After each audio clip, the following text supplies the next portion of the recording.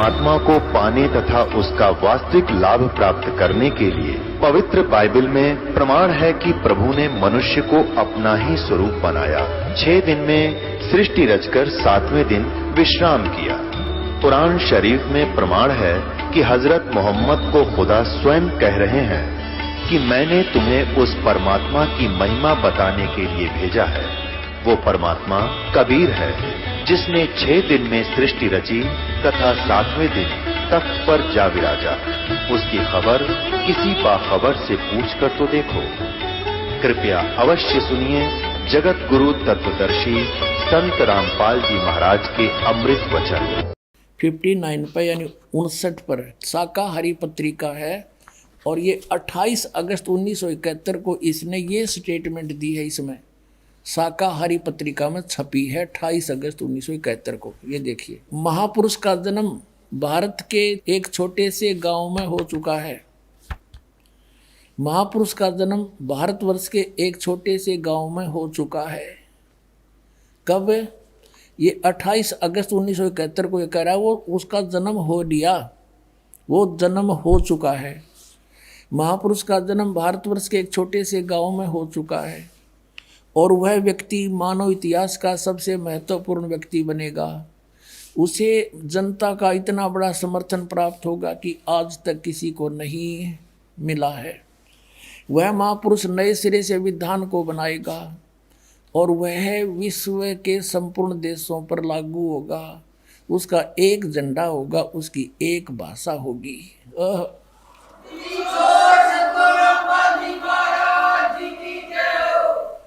अपने आत्माओं 28 अगस्त 1971 में इसने ये वर्तमान की सत्यवाणी बोल दी।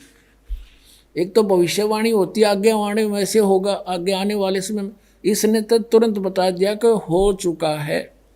और ये जो कहता था ना कि जय गुरुदेव सतयुग आओगा, जय गुरुदेव सतयुग आओगा, को 40 साल से तो हम देख रहे हैं इसके द्वारा पर लिखा हुआ। आज तक तो ये सतयुग आ नहीं लिया, दुनिया आग लग रही समाज में।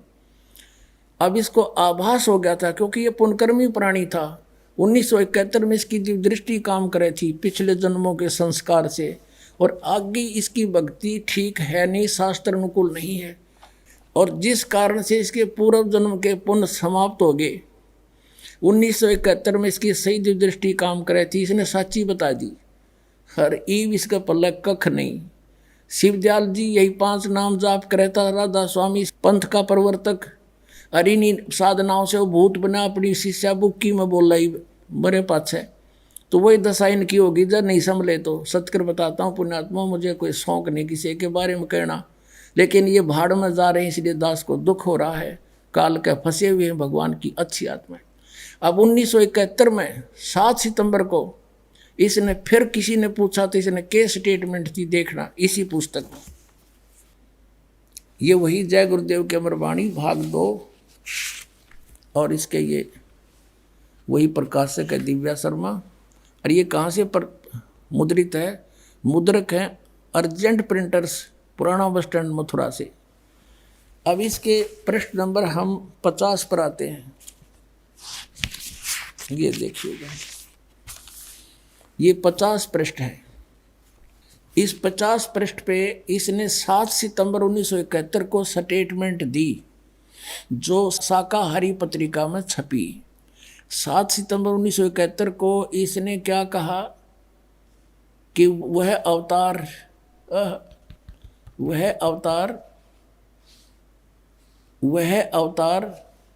जिसकी लोग प्रतीक्षा कर रहे हैं, क्योंकि 28 अगस्त को 1971 को इसने डिक्लेयर कर दिया। फिर लोग पूछने लगे तो ये कहने लगा जिसकी लोग प्रतीक्षा कर रहे हैं वह अवतार, जिसकी लोग प्रतीक्षा कर रहे हैं वह 20 वर्ष का हो चुका है। 7 सितंबर 1971 को दास का जन्म है 8 सितंबर 1951 को। 7 सितंबर 1971 को दास पूरा 20 वर्ष का था और 8 सितंबर को दास 21वें वर्ष में प्रवेश कर चुका था। अब ये बता रहा है कि वह अवतार जिसकी लोग प्रतीक्षा कर रहे हैं 20 वर्ष का हो चुका है 7 सितंबर 1971 को। और यदि उसका पता बता दूं तो लोग पीछे पड़ जाएंगे। अभी ऊपर से आदेश बताने के लिए नहीं हो रहा है। मैं समय का इंतजार कर रहा हूँ और सभी महात्माओं ने समय का इंतजार किया है और समय आते ही सबको सब कुछ मालूम हो जाएगा। बोलो सतगुरुदेव।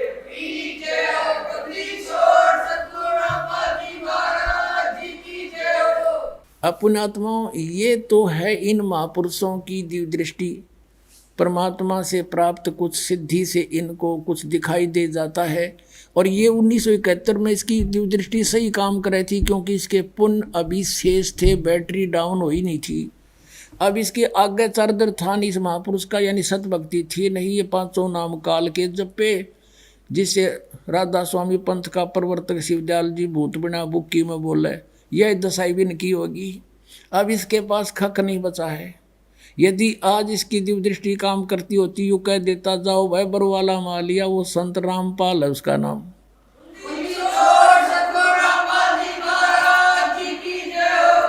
जो 7 सितंबर 1971 को 20 वर्ष का हुआ था, अब वो हिसार में बरवाला में आ रहा है और वहाँ सत्संग करे, जा कल्याण करवा लो। और इस महापुरुष को भी चाहिए अपना आप आके नाम लेकर पीछा छुड़वा लेना, कोई ना साथ जाएगा वहाँ पर। ये सत भक्ति का वहाँ अलग से निर्णय होगा। काल के मुंह में फंसे पड़े हैं ये। अब ये तो इन महापुरुषों ने बताई, क्या बताया? इतना बताया कि जैसे परमात्मा ने ये सारे ब्रह्मांड बना रखे, सूर्य बना रखा, ये घूम रहा है, चल रहा है, ऐसे भी घूम रहा है, सूर्य के चारों तरफ ही घूम रहा। अब बनाने वाले ने बना कर छोड़ दिए, वो अपना विधिवत समय पर काम कर रहे हैं। और कोई खगोल भगोल का ज्ञाता अपनी अटकलबाजी ला के और ये बता दे कि अभी परसों 6:20 पर सूर्य उदय होगा, और वो होना 6:20 पे हो गया। और वो ने कह देखा ना, मैंने साची बता दी थी। वो ना बताता तो भी होना था, वो तो निर्धारित था। तो इन महापुरुषों का कोई विशेष योगदान नहीं है इसमें, क्योंकि परमात्मा ने जो बना रखा वो तो होना ही है। तो कबीर परमेश्वर ने 600 वर्ष पहले बता दिया था कि मैंने यार ठीक दर्दी भाई, कलयुग में जब 5505 वर्ष बीत जाएंगे, जब यह मेरी बात साची होगी जो मैं आज बोल रहा हूँ। क्या बोल रहे हैं? अब देखिएगा, कबीर सागर में प्रमाण दिखाते हैं आपको परमात्मा ने क्या कहा था। ये कबीर सागर, ये है कबीर सागर प्रथम खंड, और ये किसके द्वारा संशोधित है? कबीर पंथी भारत पथिक स्वामी युगलानंद बिहारी द्वारा पुरस्कृत। मुद्रक एवं प्रकाशक खेमरा श्री कृष्ण दास, अध्यक्ष श्री वेंकटेश्वर परेश, खेमरा श्री कृष्ण दास मार्ग, मुंबई। अब इसके अंदर आपको दिखाते हैं कबीर वाणी नामक एक चैप्टर है, और इसमें परमात्मा ने बताया है कि काल ने न्यू कहा था, मैं 12 पंथ चलाऊंगा तेरे नाम ते, कबीर साहब के नाम ते। ये 136 पृष्ठ पे कबीर वाणी नामक ये एक चैप्टर है, बोध सागर का अंग है। ये खंड है, ये चैप्टर है, और इसकी ये साखी 12 पंथ चलो सो भेद। परमात्मा ने लिखा था कि 12 पंथ काल फुरमाना, इन 12 पंथ चलेंगे मेरे नाम से, इनमें काल का ही फुरमान होगा, उसका ही आदेश और मंत्र चलेगा। भूले जीव न जाओ ठिकाना, ताते आगम कह हम राखा, वंश हमारा चूड़ामणि शाखा।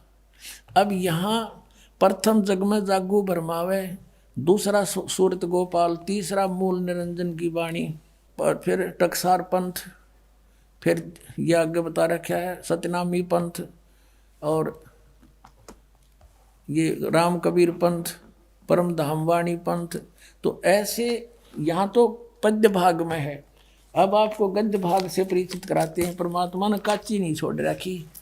अब ये चैप्टर है कबीर चरित्र बोध, और ये खंड वही है बोध सागर का, 1870 पृष्ठ कबीर सागर में।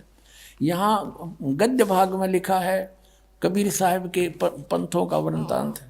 नारायण जी का पंथ, ये नारायण जी का गलत लिख दिया इन्होंने, कबीर पंथियों ने। यहाँ चूड़ामणि आना चाहिए था। नारायण दास जी ने तो स्वीकार ही नहीं किया था परमात्मा के पंथ को, ये देखो। फिर यागू दास पंथ, सूरत गोपाल पंथ, मूल निरंजन पंथ, टकसारी पंथ, सतनामी पंथ, भगवान दास पंथ, कमाली पंथ, राम कबीर पंथ, परम धाम की वाणी पंथ, जीवा पंथ और बर्मा है गरीबदास पंथ। अब हमारा इससे लिंक है कि बर्मा गरीबदास पंथ है। अब यहाँ देखो, हम फिर वापस आते हैं कबीर वाणी चैप्टर पे। ये देखिएगा, ये कबीर वाणी चैप्टर पे हम आगे 136 पृष्ठ पे वहीं। अब यहाँ से आसानी तो समझ में आएगा, द्वादश पंथ काल फुरमाना। इस 12 पंथों में काल का ही मंत्र चलेगा, काल के ही जाप होंगे, काल के दूत आदेश चलेंगे। भूले जीव न जाओ ठिकाना, ताते आगम कह हम राखा, वंश हमारा चूड़ामणि शाखा। ये प्रथम है ये चूड़ामणि का, इन्होंने अपना फेरबदल कर दिया क्योंकि चूड़ामणि को अलग रखना चाहते थे। अब ये दूसरा है जागू का, आपने यहाँ देखा, ये दूसरा है जागू पंथ। ये कबीर चरित्र बौद्ध में, ये आपने देखा यहाँ पर 1870 पृष्ठ पे। ये दूसरा है यागूदास को, जागूदास को, सूरत गोपाल, मूल निरंजन, भगवान दास, टकसारी पंथ, सतनामी पंथ, परम धाम की वाणी, राम कबीर पंथ, गरीबदास पंथ, जीवा पंथ। अब ये वही है, यहाँ पद्य भाग में है। अब प्रथम जागू, ये दूसरा है जागू, मनील दास ने ठीक किया।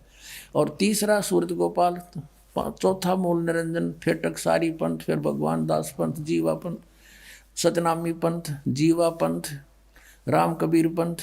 ये 10वां है, ये है वो कमाल का पंथ।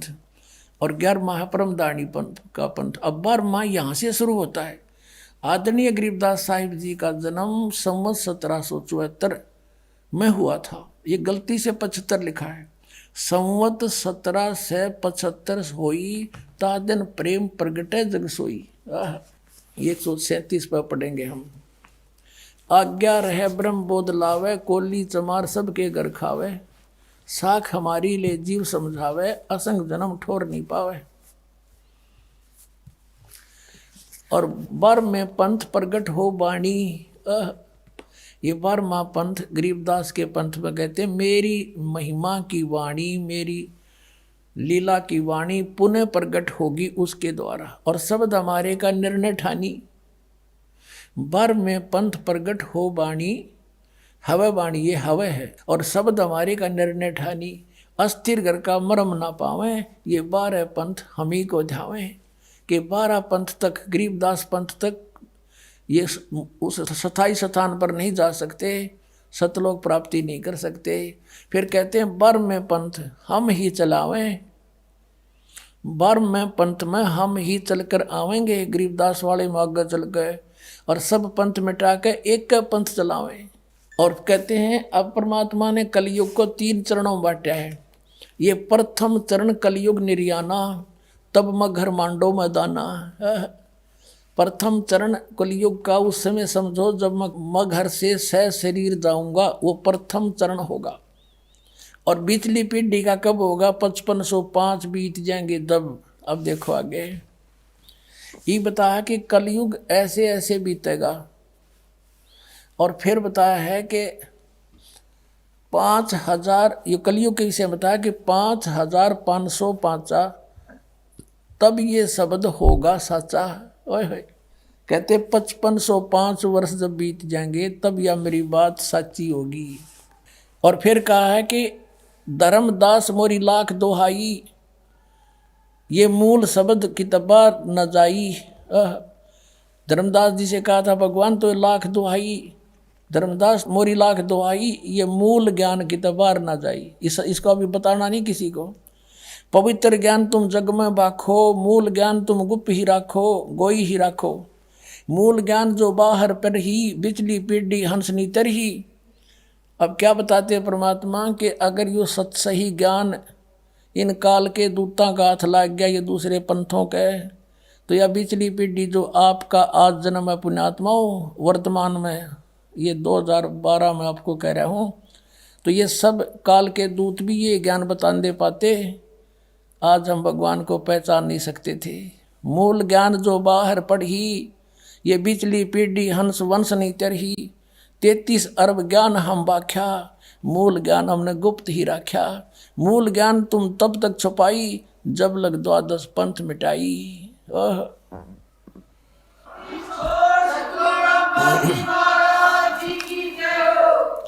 अब ये कंसेप्ट क्लियर और करते हैं कि ये 5505 वर्ष कब कलयुग बीता, कब हुआ। पुणात्माओं, हिंदू धर्म के अंदर गीता प्रेस गोरखपुर से छपी पुस्तक और शंकराचार्यों के मुख से निकले वचन ऑथेंटिक माने जाते हैं। अभी दिखाता हूँ आपको इन शंकराचार्यों के ही द्वारा कलयुग की कैलकुलेशन। एक पुस्तक है हिमालय तीर्थ, इसमें लिखा है कि एक शिव रहस्य नामक कोई पुस्तक है, उसकी एक श्लोक का हवाला दे रखा है कि शंकराचार्य का जन्म 3000 कलयुग जब बीत जाएगा, 3000 वर्ष तब होगा। देखिएगा, ये है हिमालय तीर्थ और ये कहाँ से छपी है ये दिखाते हैं।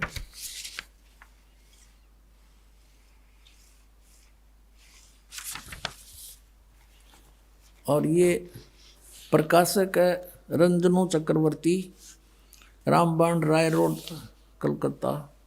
ये मुद्रक एग्री प्रिंट सर्विसेज, कलकत्ता। ये ऐसी इसके 42 पृष्ठ पे आते हैं।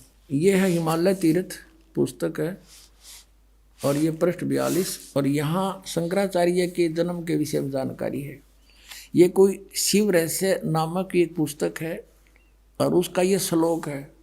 इसमें लिखा है कि इसका अनुवाद है ये कि कलयुग के 3000 वर्ष व्यतीत होने पर बौद्ध मीमांसकों के मत पर बौद्ध धर्म फैल गया था। उसका नाश करने के लिए कहते हैं, उस पर विजय प्राप्ति के लिए शंकर यति के रूप में आविर्भूत होंगे।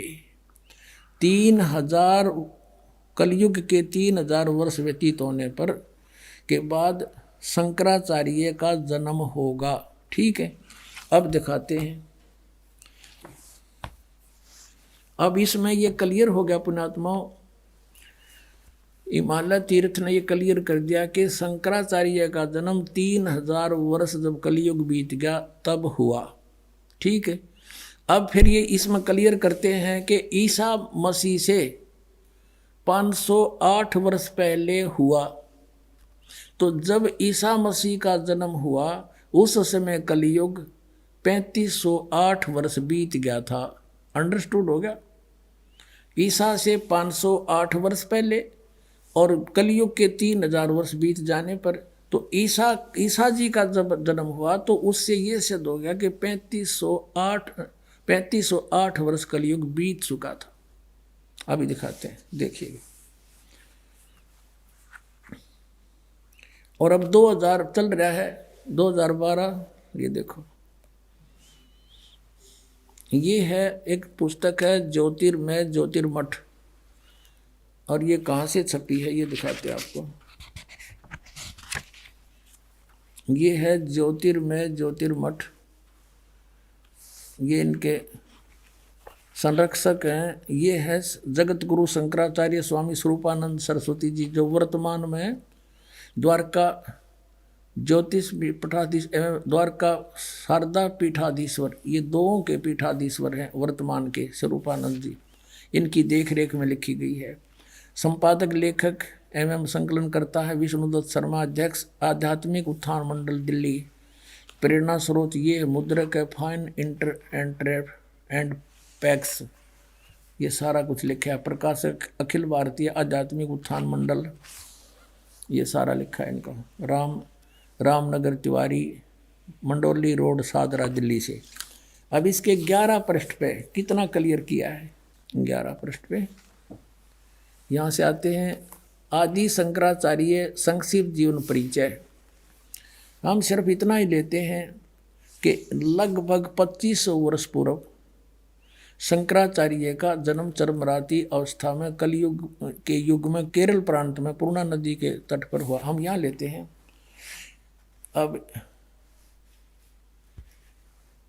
अब यहाँ क्या बताते हैं कि शंकराचार्य का जन्म भगवान शंकर के आशीर्वाद से हुआ, अतः उनका नाम शंकर रखा गया।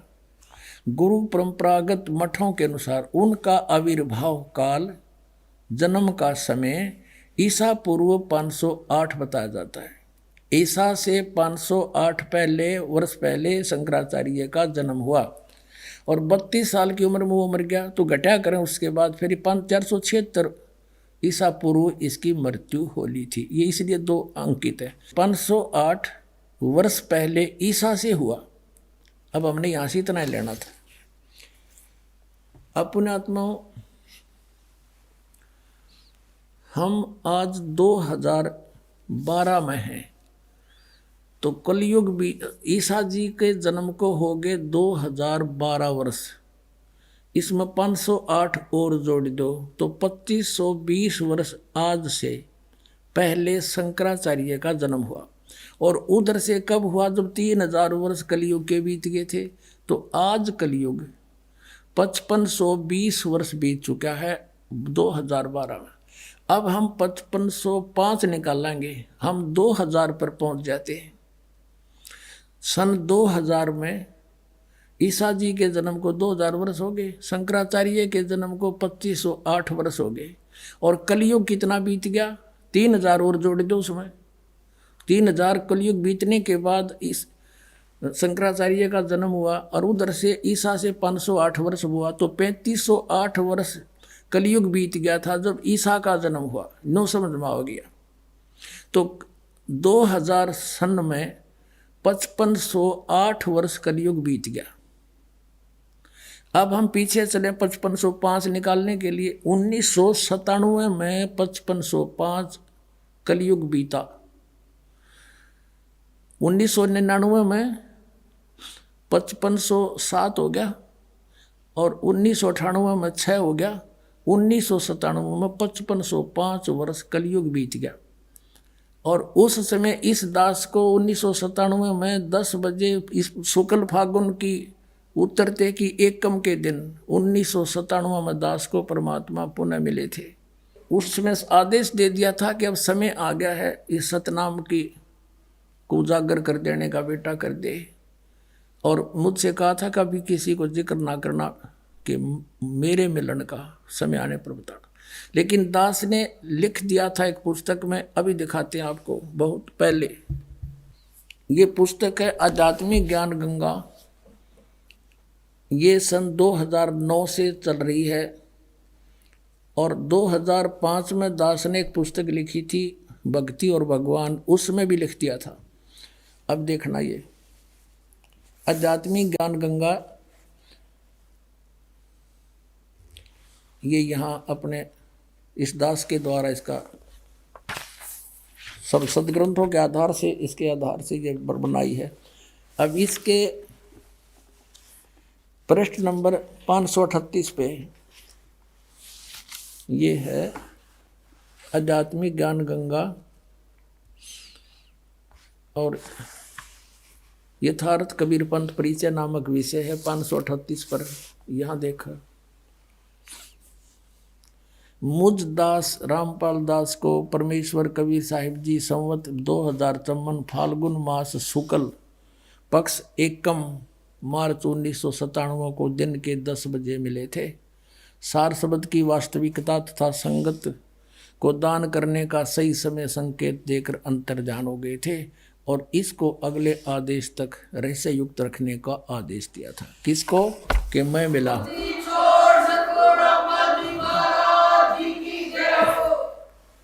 तो पुण्यात्माओं, ये दास ने कोई बाद में नहीं लिखी, ये 5505 तो ईब समझ में आई हमारा। ये ईब कैलकुलेशन करी दोबारा भी कैसे सेट होया। ये वहाँ नो का नो जिसने मालिक ने बना के भेज रखा उसमें कमी नहीं रह सकती। ये दास उसी परमेश्वर का भेजा हुआ है आपके लिए। अब आपको दिखाते हैं कबीर सागर में एक और रहस्य। जब परमात्मा ने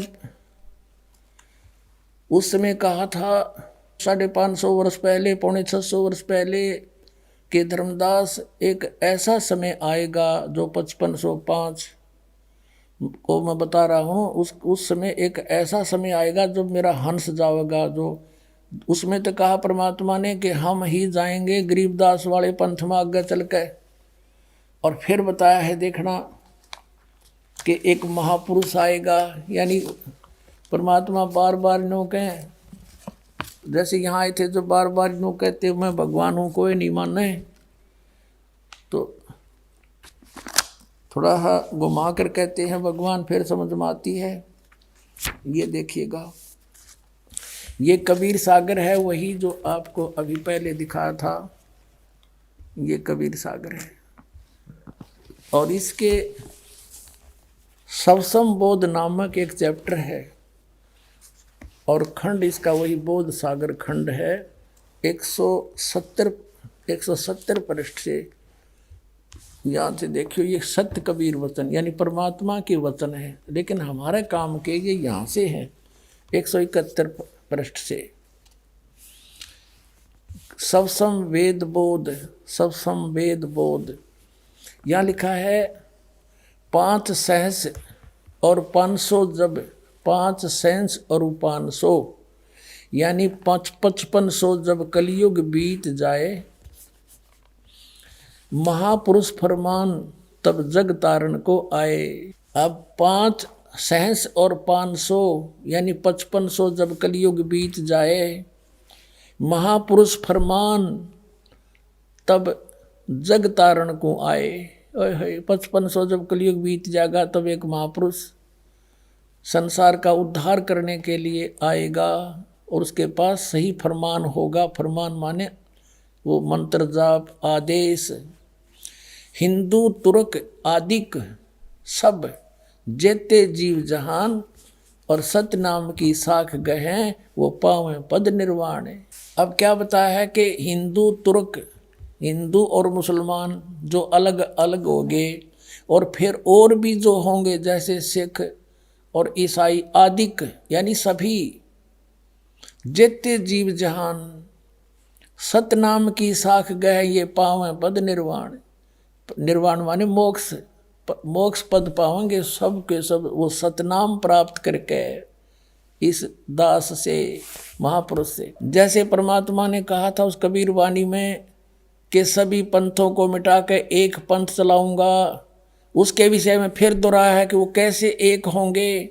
यथा सरित गण आप ही मिले सिंधु में धाये, सत सुकृत के मद तिमी सभी पंथ समाये। क्या बताया कि जैसे सरित गण यानी नदियों का, नदियाँ, सरित गण माने नारी नारी नदी, और आप ही उस समुद्र में जाकर वेग धाय माने शीघ्रता से मिल जाती हैं फटाफट। ऐसे उस सत सुकृत यानी उस सच्चे पंथ के मध्य जो हम चलाएंगे, उसमें तिमी माने उसमें सब ऐसे ही समाये जैसे सरिता दरिया अपने आप समुद्र में स्पीड में जाकर मिल जाती, एक हो जाते हैं। ऐसे सत सुकृत के मध्य सब पंथ समाये, सब एक हो जाएंगे। अब क्या बताते हैं परमात्मा धर्मदास, जो मैंने ये सबसम वेद में जो लिख दिया, जो वचन बोले हैं, ये जब लग पूर्ण होए नहीं ठीके को तिथिवार। ये ठीक क्या होती है, जैसे हमारे पहले पुराने समय में हम छोटे छोटे थे जब यूँ कहा करते कि एक व्यापारी भैंस ले गया और पैसे ना देता, आगे से आगे ठीक बता रहा है, आगे तागे समय धर रहा है, पैसे नहीं दे रहा। तो इस प्रकार यहाँ वो बताया है कि यो मैंने जो ठीक दर रखी है ना, ठीक वो निर्धारित समय कर रखा है कि धर्मदास जब तक वो समय नहीं आएगा ना, तब तक तो ये मेरी बात ये सबसम वेद में लिखी हुई निराधार महसूस होंगी जो कपटी लोगों को। लेकिन जब वो समय ठीक का आ जाएगा ना, जब देखिए ढूंढा पाटेगा। अब देखो, अब हम फिर आगे कि जब लग पूर्ण होए नहीं ठीक को तिथिवार, और कपट चातुरी तब लो यो सबसम वेद निर्धार। कहते हैं तब तक तो मेरे द्वारा ये बात कही गई सबसम वेद वाली, ये गुप्त ज्ञान, सबसम वेद माने गुप्त ज्ञान जो पहले भी रब भी कहा है, तो ये निराधार महसूस होगा जब लग पूर्ण होए नहीं ठीका, यो ठीक को तिथिवार यानी ठीक उस निर्धारित धरे हुए निर्धारित किए हुए समय की जो समय नहीं आएगा, तब तक तो मेरा यो ज्ञान निराधार महसूस होगा। जब वो समय आ जाएगा ठीक का, जो है ठीक का दिन आवंत, युगंत लिखा आवंत, तो क्या होगा, सब ही नारी नर शुद्ध, सब कपट छोड़ के बुराई त्याग देंगे सब नर नारी। और जब ठीक का दिन आवंत और कपट चातुरी छोड़ के वो शरण कबीर गहनत।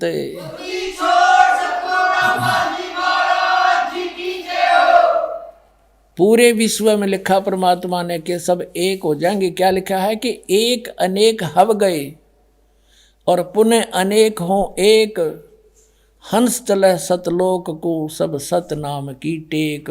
एक से हम अनेक बना दिए काल ने, हिंदू न्यारे, मुसलमान अलग, सिख न्यारे, ईसाई अलग से, और नरे धर्म बना दिए और ये मजहब पंथ गणे बना दिए। कहते हैं जैसे हम एक से अनेक हो गए और पुनः फिर हम अनेक से एक होवांगे, पुनः अनेक हो एक और हंस चले सतलोक को सब सत नाम की टेक। ओए होए कि सभी के सभी सतलोक में चले जाएंगे सतनाम प्राप्ति करके। इस दास से, इससे पहले इन राधा स्वामी पंथालिया ने सतनाम का कह ख का भी पता कोई ना, ये काल के दूत थे इसलिए छुपा कर रखी भगवान ने, उनको सतनाम का नहीं पता यू खान का है पीण का। अब ये वास्तविक मंत्र आपको दिया जाएगा, इससे आप सबका मोक्ष होगा, पूरे विश्व में शांति। देखना आगे कितना कमाल किया है कि घर घर बोध विचार हो, मेरे ज्ञान का घर घर चर्चा चलेगी और दुर्मति दूर बहाए, सबकी दुर्बुद्धि दूर हो जाएगी, हाहाकार मिट जाएगा, माया की दौड़, मिलावट, रिश्वतखोरी, आपस में लड़ाई खींचातानी, ये दुर्मति दूर बहाए और कलयुग में एक होकर सब बरतें सहज स्वभाए।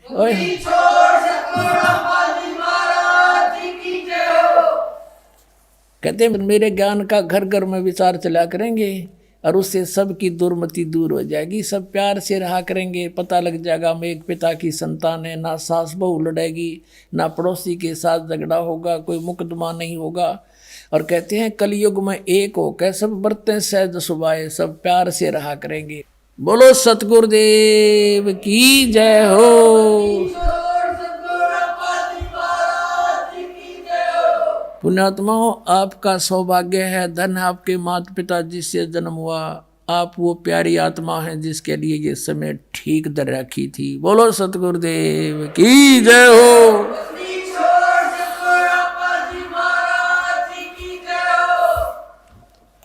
परम पिता परमात्मा पूर्ण ब्रह्म सारी सृष्टि के रचनहार कबीर परमेश्वर जी, ये हमें तत्व ज्ञान कराने के लिए, हमारी स्थिति से परिचित कराने के लिए और हमें ये बताने के लिए कि तुम यहाँ के वासी नहीं हो, आप ऐसे लोक में रहा करते थे जहाँ आपकी जन्म मृत्यु नहीं होती थी, वहाँ आपकी जरा मरण नहीं था, वहाँ वृद्ध अवस्था नहीं थी, मृत्यु नहीं होती थी।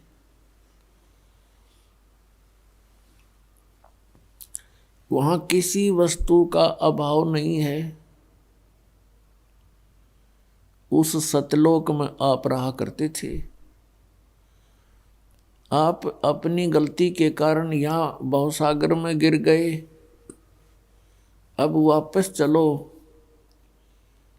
अब जिस लोक में आप रह रहे हो ये लोक अच्छा नहीं है, यहाँ कोई प्राणी सुखी नहीं है, यहाँ का भगवान ये परमात्मा नहीं है,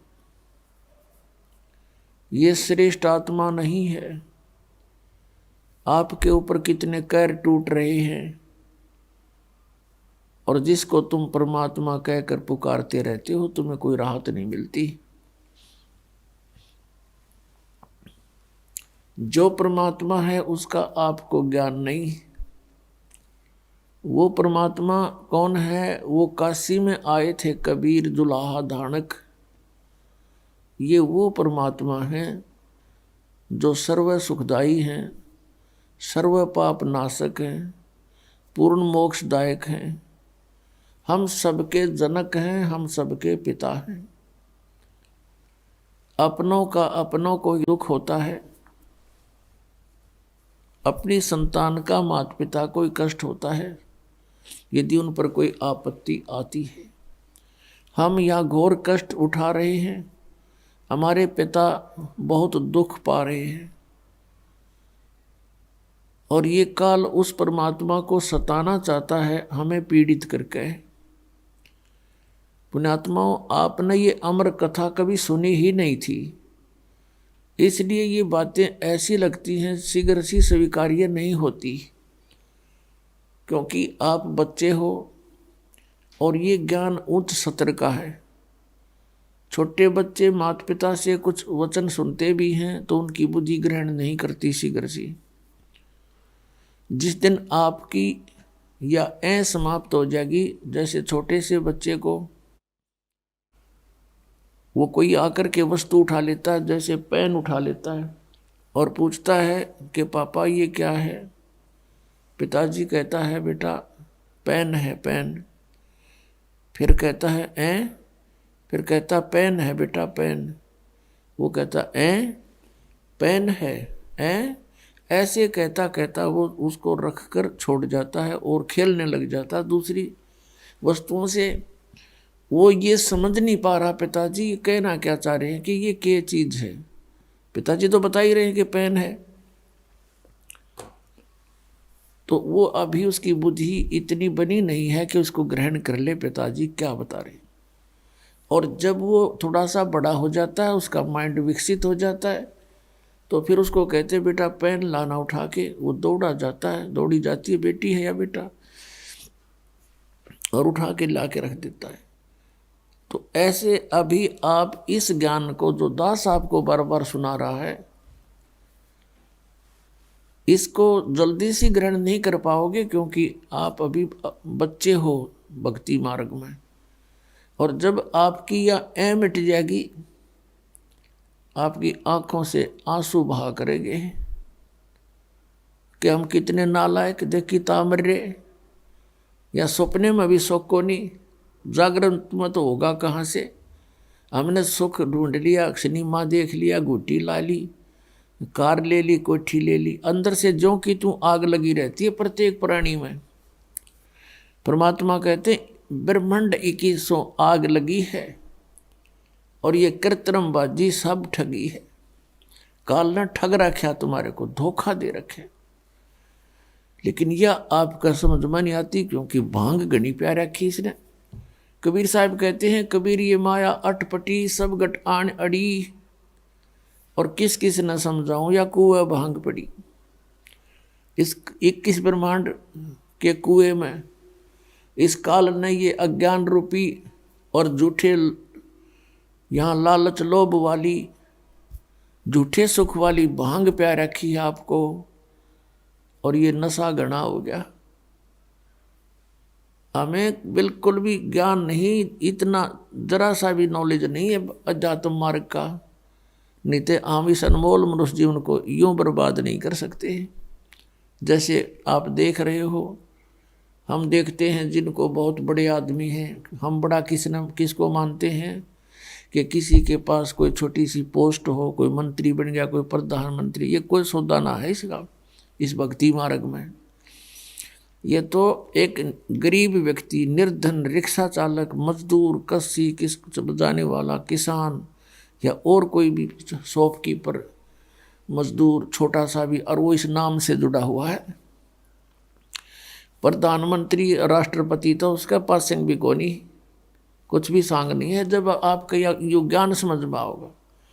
कबीर साहब कहते कबीर सब जग निर्धना धनवंता नहीं कोई, धनवंता सो जाड़ियां जिस पर राम नाम धन होई।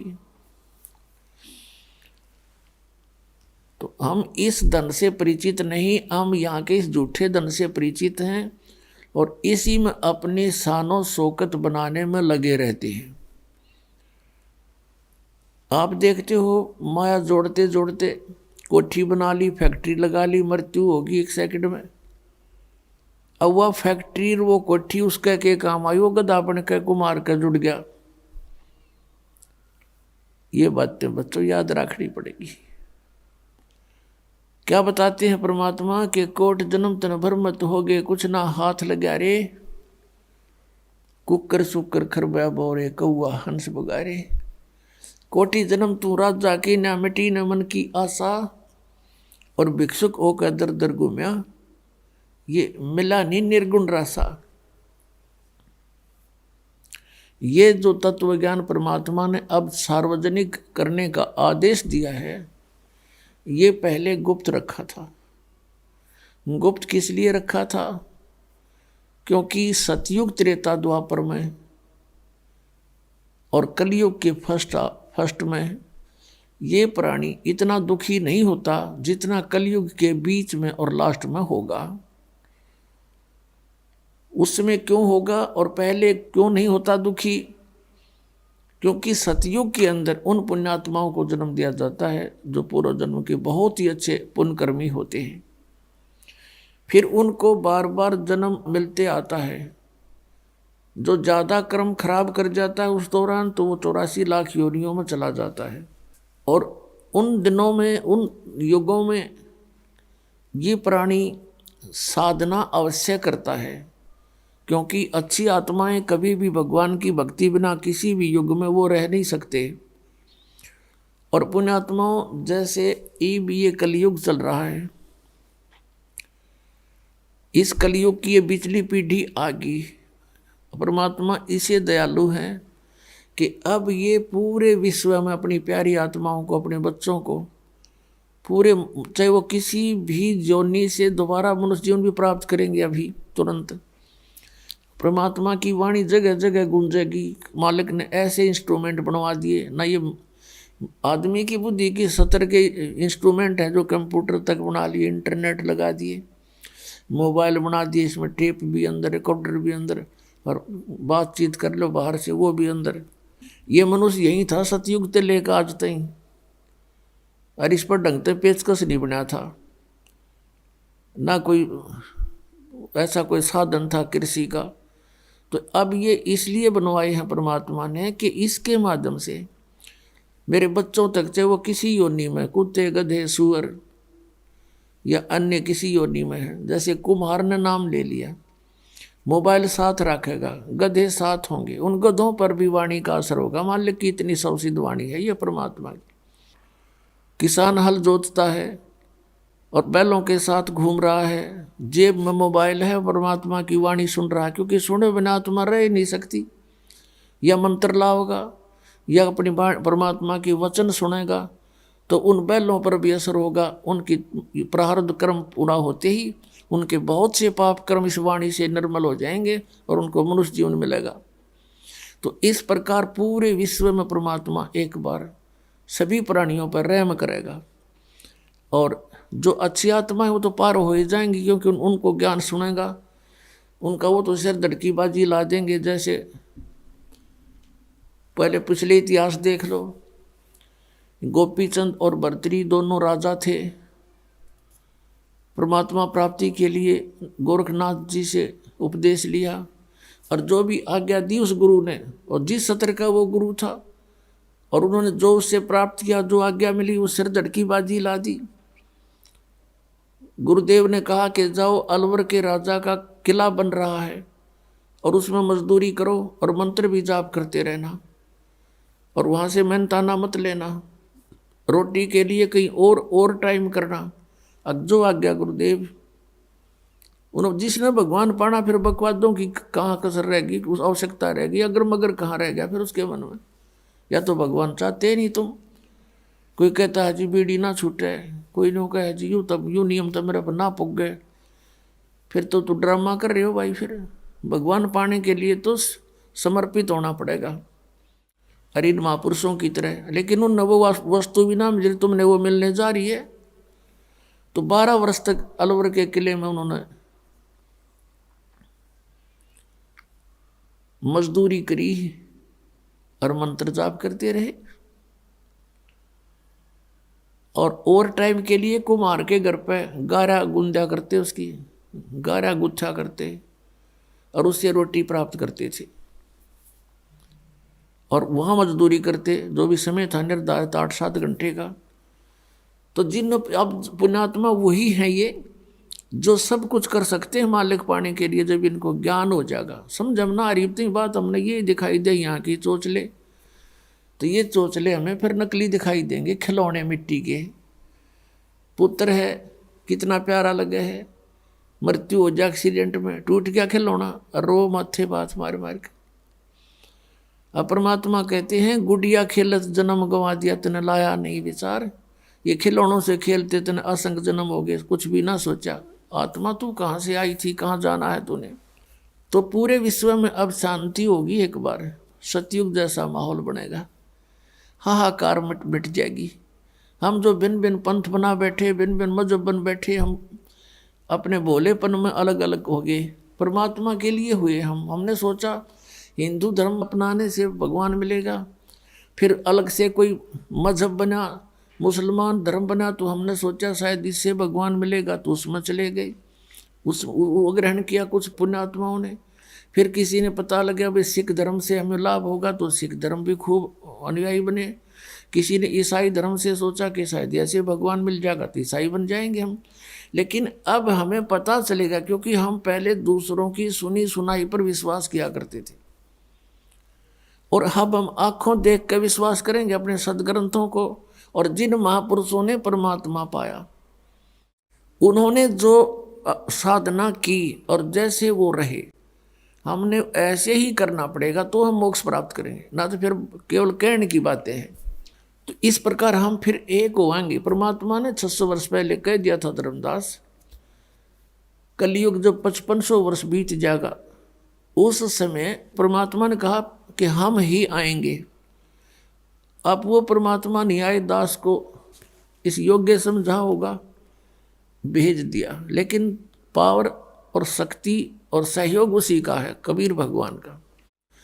अब फिर दूसरे शब्दों में कबीर परमात्मा कहते हैं, मम संत मुझे जान मेरा ही स्वरूपम, मेरे संत को मुझे ही जानना, मेरा ही स्वरूप समझना। गुरु को परमात्मा के तुल्य ट्रीट करना, तब तुम्हारी समस्या हल होगी। भले ही जैसे गुरु जी परमात्मा नहीं है, लेकिन आप जी ने गुरु जी को एज ए गॉड ट्रीट करना पड़ेगा, तब आपका समाधान हो सकेगा, नहीं तो नहीं होगा। जैसे एक गणित का प्रश्न होता है ब्याज का, ऋण का, तो उसमें मूलधन ज्ञात करना होता है, तो उसमें मानना पड़ता है कि मान लीजिए मूलधन 100 रुपये, फिर उससे वो दर निकल आती है, फिर मल्टीप्लाई करके ओरिजिनल मूलधन हमें प्राप्त हो सकता है। ओरिजिनल मूलधन अरबों में होता है, लेकिन उस अरबों वाले मूलधन को प्राप्त करने के लिए हमने सपोज करना पड़ेगा कि मान ले मूलधन 100 रुपये, वो 100 रुपये मूलधन नहीं है, पर उस 100 रुपये मूलधन मानने बिना वो अरबों वाला मूलधन मिले को नहीं। ऐसे ही दास को यानी गुरु को आपने ये सोच के अपने आप को व्यवहार बदलना पड़ेगा कि मेरे सामने भगवान खड़ा है। गुरु एक मनुष्य नहीं। परमात्मा कहते हैं गुरु मानुष कर जानते, ते नर कहिए अंध, महा दुखी संसार में फिर आग गई के फंद। गुरु को मानुष जो गिने और करे चरणामृत को पान, ऊ चरण धो धो पीवरू मानुष गिने, ते नर नर कह जावेंगे युग युग होवे समान, चाहे भक्ति भी कर रहे हैं। अब ये मर्यादाएं आपने अपनानी पड़ेंगी, अपना व्यवहार बदलना पड़ेगा, अपना स्वभाव बदलना पड़ेगा, आधीनी में आना पड़ेगा। हमने आधीनी बिना भगवान नहीं मिले। हम अभिमान कितना कर सकते हैं, किस चीज़ का कर सकते हैं?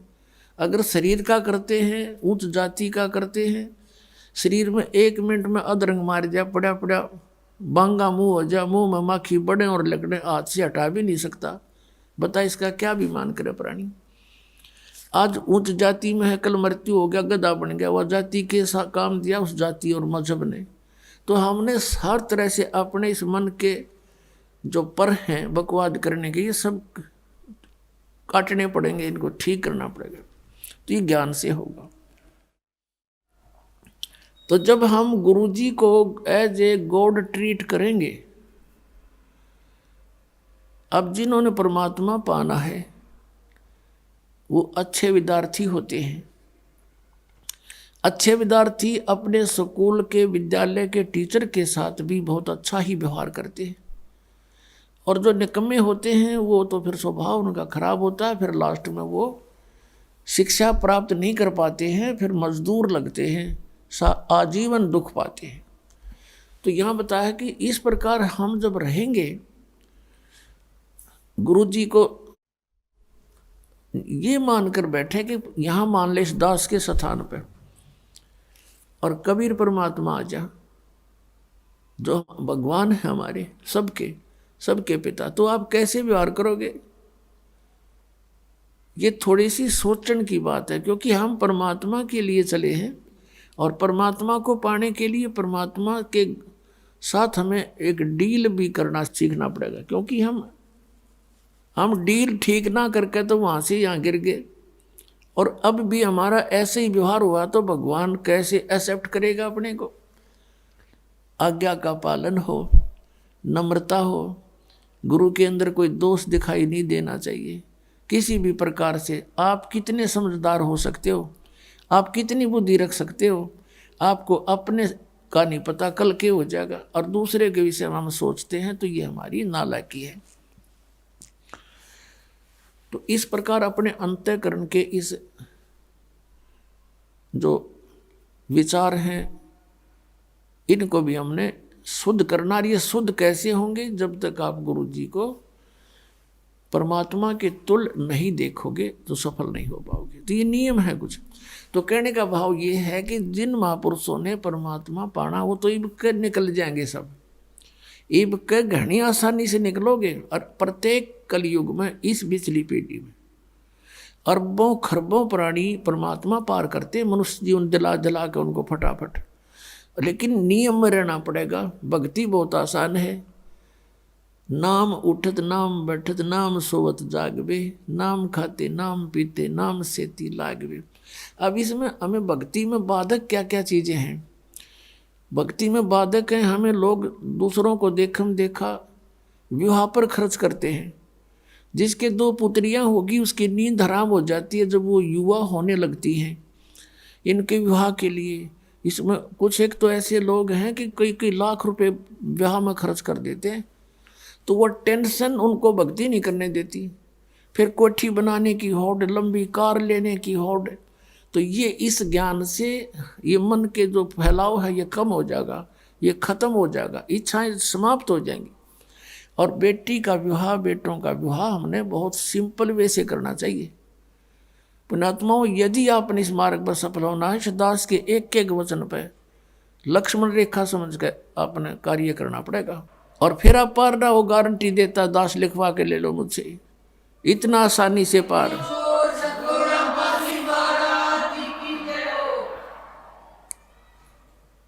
इन कार कोठियान के सिर में मारेगा, सारी उम्र खो दी इन कोठी बनाने में, कार खरीदन में, और कल मृत्यु हो जा। गधा बना फिर कुत्ता बन के अंडे सैर सपट्टे करता। तो ये हमने ज्ञान नहीं था, हम देखा लाएंगे। अब बच्चा जो है बचपन से कोई बुराई नहीं करता। 90% बुराई या जो भी क्रियाएं हैं समाज से सीखता है। अब देखा कोई बालक ऐसे सिगरेट पी रहा लंबी लंबी करके, तो दूसरा भी शुरू करे, जबकि उसको एक्सेप्ट नहीं करता शरीर उसका। पहली बार पीओ आँखा में पानी आवे, फिर लेकिन देखा फिर चाहे कुछ भी हो करना ही है, दिखाना मैं भी पीता हूँ। तो ये बकवादें छूट जाएंगी। हम सबसे पहले सब बुराई हटानी पड़ेंगी, फिर वो टेंशन खत्म हो जाएगी। जैसे मजदूर है बेचारा, अब वो काम कर रहा है, अब उसको टेंशन है कि 2 बेटियां ब्यानी हैं, कैसे करूँगा, उससे ये लाना है, उससे ये लाना, ऐसे करूँगा, कहाँ से पैसे लो। और फिर जब ये समस्या परमानेंट हल हो जाएंगी कति। और वैसे नहीं, ये ज्ञान होगा। जैसे आप किसी से दहेज लेते हो, तो वो दहेज कोई वैसे थोड़ा ही है, उसका पैसा आपके ऊपर ऋण हो गया। अगले जन्म में मनमाना उसका गधा बनकर देना पड़ेगा आपने। परमात्मा कहते हैं तुमने उस दरगाह का महल नहीं देखा और धर्मराज के तिल तिल का लेखा। एक एक पाई का हिसाब करना पड़ता है वहाँ पर। तो हम क्यों सिर में दर्द करें? 2 रोटी खानी, 2 कपड़े चाहिए, सारे साल में कुर्ते पजामे, बस काम चल जाए। तो इस प्रकार हमने इतना नॉर्मल होना पड़ेगा, उच्च विचार रखा, भगवान में श्रद्धा बढ़ाए रखकर, फिर भी किसी वस्तु की आपको आवश्यकता होगी, भगवान दूर नहीं। जैसे कल आपको कथा सुनाई थी कि परमात्मा अनंत कोट ब्रह्मांड के स्वामी एक झोपड़ी में बैठ के और 120 वर्ष बिता के चले गए, 120 वर्ष, और कपड़ा बुनते थे अपने हाथ से, और उससे जो मेहनताना आता था उससे अपने परिवार का पोषण करते थे। परिवार उनका अपना कैसा था, एक मुंह बोले माता पिता थे दो, जो कमल के फूल से उनको उठा कर लाए थे, और एक पुत्र एक पुत्री थी जो मुर्दे जीवित किए थे, एक दरिया में बहता हुआ जा रहा था। शेख तकी एक धार्मिक गुरु था सिकंदर लोधी राजा का, उसको सोचा था कि ये शायद यूं ही मान ले, उसने शर्त रख दी थी कि कबीर कोई मुर्दा जिंदा कर देगा तो मैं इसको अल्लाह मान लूँगा। परमात्मा ने सोचा था यदि एक शेख तकी पूरे मुसलमान धर्म का वो हेड था भारतवर्ष का, कि यदि इसकी बुद्धि ठिकाने आ गई तो सब मुसलमानों को कह देगा तुम भक्ति कर लो और इनके पास बढ़िया मार्ग है, ये परमात्मा आए हैं। तो उन्होंने इस सोच करके एक मुर्दा किसी ने बहा दिया था, जल प्रवाह कर देते हैं कुछ कबीले, उनको ना जलाते हैं ना दबाते हैं मिट्टी में। तो वह सैकड़ों व्यक्तियों के सामने परमात्मा ने वो आत्मा धर्मराज से छुटवा के वापस के छोड़ इसको वापस और जीवित कर दिया था। और वो बच्चा फिर 12-13 वर्ष की उम्र का था, वो कबीर साहब ने अपने साथ अपने पुत्र के रूप में रखा था।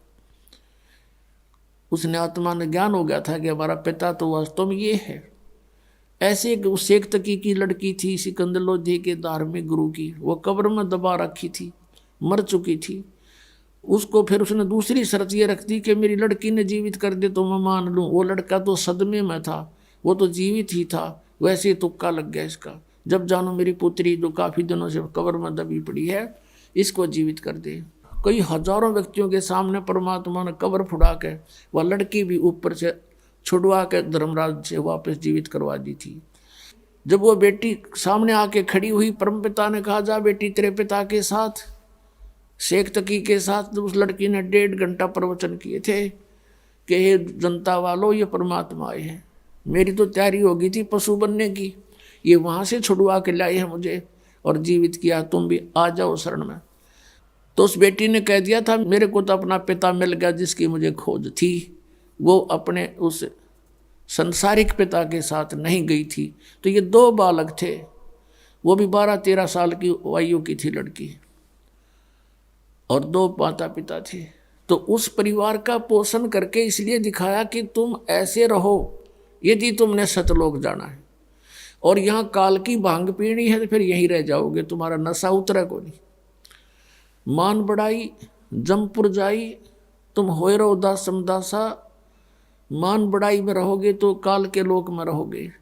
मान बढ़ाई छोड़ के परमात्मा में श्रद्धा बढ़ा के ज्ञान को आधार बनाकर इस सफ़र को तुम तय करो, बहुत आसानी से सफ़र तय होगा आपका, और परमात्मा बहुत सहज मिलेगा।